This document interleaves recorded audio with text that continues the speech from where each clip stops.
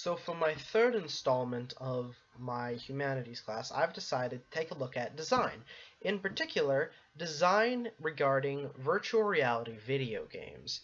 So I'm going to be going through a list of games that I've just picked out and going through them. The games I'm going to be going through from rating of worst to best are Spellfighter VR, Fantastic Contraption, Unseen Diplomacy, Richie's Plank Experience, raw data, and rec room. So yeah, let's get started. So starting with the worst, this is Spellfighter VR.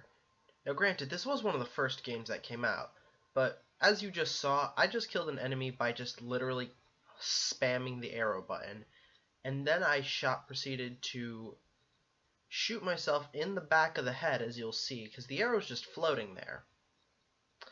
So part of the problem with the design, so besides it just being glitchy, one of the main problems, as you might have noticed, is the bow just disappeared out of my hand. I later figured out that it actually disappeared into my inventory. And then another big problem with it is the magic system, as you're seeing as I'm trying to do. The issue is there's no indicator of how much magic power you have remaining. So basically, your only indicator is continuously try spells until they don't work. Also, slight disappointment, you cannot take fallen enemy limbs and beat other enemies with them. Another problem is you can do this. You can just hold out the sword and walk into your enemies. You can also throw your sword at your enemies, which I suppose you can do in real life, but it's just a little silly in this one. Or I feel like it should have to have more force behind it, or maybe it should do less damage. Now granted, another problem is the inventory system itself. You'll notice it still interacts with the physical world in just a moment, because as I was trying to pick up this rifle, but I physically could not because the sword on my hip kept pushing it along the ground out of my reach until it just snapped into my hip. So now this is just some combat, which was okay, but the issue is that the animations are a little wonky, which I understand that it's difficult to program, you know, infinite ways of blocking an attack and infinite ways of killing an enemy. But come on, you've got to have a little bit of a transition or something. Final problem, you can just wave your sword and win all the time. Now moving on to Fantastic Contraption. Fantastic Contraption has a bit of an issue in that it just seems like it's trying too hard. It's not as bad because it seems more finished, but it's just such a weird game. It's a puzzle machine building game, essentially, where you get these different mechanical parts and you try to build a machine and solve puzzles with them. Now, again, it seems more finished than Spellfighter was, but there's a couple design flaws. One is that it just genuinely is too abstract. If you look at the hands, it's just a stick, basically. The next button is you have to push on a dog's nose, and you get your machine parts from a cat by pulling it out of the cat. The main other issues, though, is there's not really that many puzzles. There are only about 6, I think, and they're all pretty easy to finish. I've finished all of them in about an hour or so. So there's a bit of a content issue there. But the design is okay, just not the best. Next up, we have Unseen Diplomacy. This is where we start moving out of things that I deliberately thought were bad and into acceptable. Now, Unseen Diplomacy is a spy game, which its main design flaw is that it requires 4 by 4 meters of space, which is huge. No normal person has that much space in their house. But it needs it for a very specific reason, that being its one-to-one movement. Essentially, it uses non-Newtonian geometry, meaning it just physically cannot exist in the real world. However, it can exist in VR, and basically makes it seem like you have way, way more space than you actually do. Those grid lines that you keep seeing pop up are my walls. I didn't technically have enough space, so I kept getting really close to the walls. But on the other hand, you get some really cool effects when it does have enough space, like crawling through a vent, where I'm just straight up crawling. Now, from the outside, obviously, it looks a bit silly because I'm just crawling on the ground. But this is a pretty good use of room scale virtual reality just because of the fact that it allows for full body movement and total, well, not total, but very close to total immersion because it's all one-to-one movement. There's no teleportation or anything like that. Now, there are a couple design issues, obviously. First of all, obviously the space issue. Second of all, it's not very clear about what you're supposed to do other than just go. It sort of just puts you in and says, go. And it's usually intuitive enough, but this final level, for example, the first couple times I played this game, I didn't beat it. I lost because I just didn't understand what I was supposed to do. Another problem is that there aren't that many rooms, and it gets pretty repetitive after a while. This whole experience took only about 8 minutes or so for me to complete, and there are only 2 endings to my knowledge. But on the other hand, it's a fun little game that's very impressive to show off. Moving on, we have Richie's Plank Experience. Now, Richie's Plank Experience is sort of like it says in the name. It's not really much of a game. It's an experience. And it's very much so about integration into the game, sort of along the lines of what Unseen Diplomacy was trying to do with its one-to-one movement. This has one-to-one movement, at least in its main feature, which is a plank that you can walk out onto.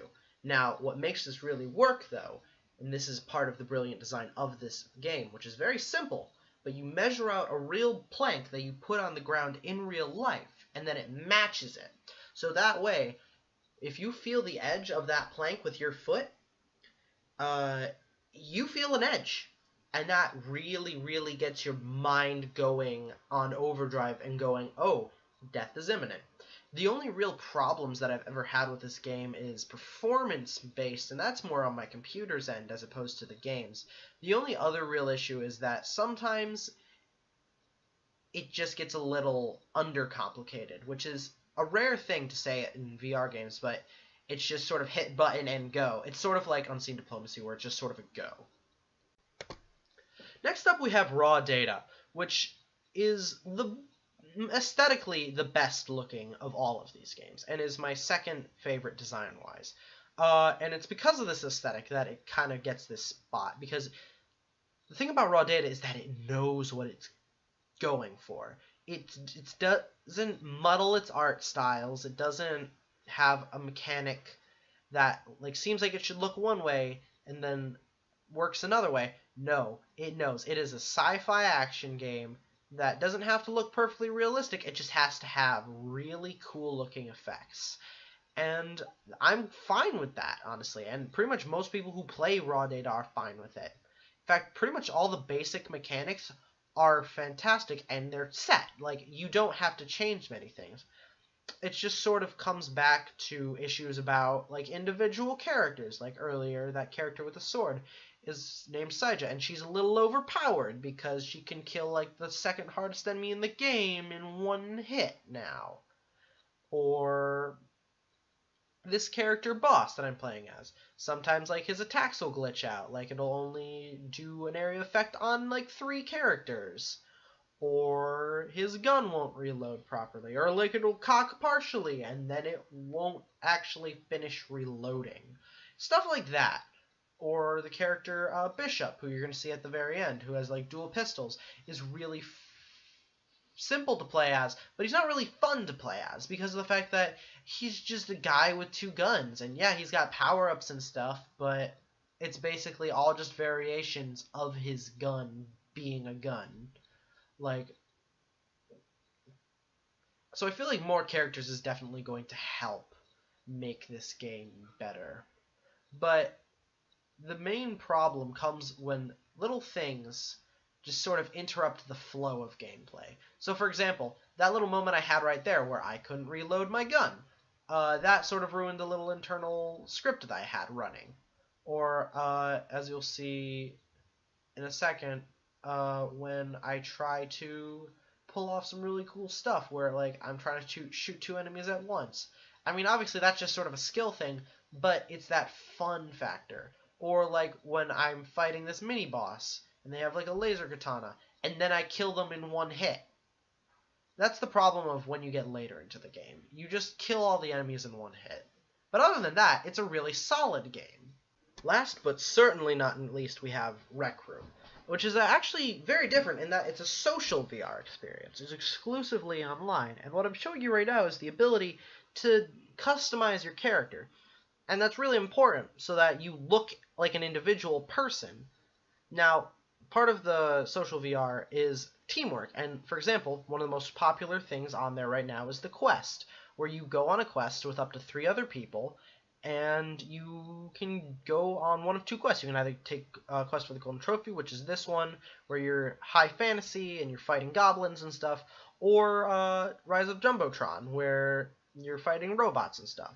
Now, one of the things that's really nice just aesthetically about Rec Room, just in general, is it has a very college campus vibe, where, like, occasionally you can see, like, something, like an enemy is held together with, like, tape and cardboard, or, like, the swords are made of foam, or the bow and arrows shoot suction cup arrows, or just, it feels like it's just done for a fun night, where it doesn't feel overly competitive and realistic, because when that happens, you sort of lose this vibe of just chilling with your friends.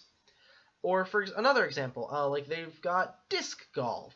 They've got all sorts of stuff. They've got disc golf. They've got charades. They've got paintball. They've got shield soccer, because there's no tracking for your feet, so they have to use a shield to have soccer work. But anyways, the general point is having this vibe of hanging out with your friends. Heck, you can actually throw a private party in VR, like, and just bring all of your friends to, like, a specific lounge area. The main point that I'm trying to make is that Rec Room is the best game because it's the most natural and fun to play. Because when you come down to it, there are really 3 things that make a good VR game, from what I've discovered through this analysis. 1, it has to prioritize being fun over being immersive. That's not to say a game that tries to be immersive is bad. I put Richie's Plank Experience and Unseen Diplomacy in the middle, not at the bottom, because those were games that tried to just be immersive. They sort of skipped over the fun factor, not to say they weren't fun, but they sort of went, we're going to have one-to-one movement, and we're going to do it this way, this way, this way, this way. And we're going to focus on making the player really feel like they are somewhere else, which is really cool up until you get to the point where you complete the thing, and then you go, okay, that's really cool, but what else can you show me? And then they sort of shrug and sort of are revealed to be sort of one-trick ponies. Rule number 2 is that your aesthetic has to be consistent with your mechanics. So you have to have it so your game matches up with what it looks like. Now, I know that sounds sort of vague, but allow me to elaborate a bit more. Rec Room versus Raw Data, for example. Raw Data is really a fast-paced, sci-fi, robot-killing action game. You're just going and going and going and going and going, and you just don't stop going and you don't stop going. And you just go and you teleport around and you're really fast and you've got these really cool power-ups. While Rec Room is more laid back, where it's got that, like, yeah, I'm just kind of chilling with my friends. Sure, even if you're fighting robots together, you're still chilling. Like, it's more like laser tag than actually fighting an army of robots. So it's sort of like slower, and your teleportation isn't like zipping around the arena. It's more like I'm just sort of running over there. While a bad example of this, or basically what happens when it doesn't work, is Spellfighter. Spellfighter has a very mismatched sense of what its mechanics are versus what its appearance is. It has a very, I don't want to say bland, I guess just overly realistic appearance. Like, Nothing's flashy. Nothing is going crazy with the effects. So it's a very laid back, solemn uh, appearance. But its mechanics are like, and you can throw fireballs, and if you want, you can just straight up throw your sword at your enemy. And you can cause all these goofy things to happen. But the problem with having a realistic aesthetic matched up with weird game bugs is that they're more evident and they look worse. Like, think about it like this. If you're watching a movie and a character is standing next to an explosion, if it's a cartoon and they're unaffected, then it doesn't seem as weird as if it was a live action movie, the thing explodes and they're fine and unaffected. It seems more likely in the cartoon because of the fact that it doesn't look as realistic, and thus we don't expect it to adhere to the laws of our reality.